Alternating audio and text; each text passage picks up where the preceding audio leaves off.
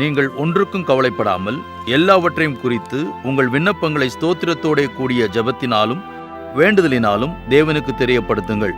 அப்பொழுது எல்லா புத்திக்கும் மேலான தேவ சமாதானம் உங்கள் இருதயங்களையும் உங்கள் சிந்தைகளையும் கிறிஸ்து இயேசுவுக்குள்ளாக காத்துக்கொள்ளும். ஜெபத்தை இப்படி பண்ணணும். ஒன்றுக்கும் கவலைப்படாம எல்லாவற்றையும் அவர் செய்த நன்மைகளை நினைச்சு ஸ்தோத்திரம் பண்ணி வேண்டுங்க. அப்போ எல்லா புத்திக்கும் மேலா தேவ சமாதானம் யாருக்குள்ள காத்துக்கொள்ளும்? கிறிஸ்து இயேசுவுக்குள்ளாக காத்துக்கொள்ளும்.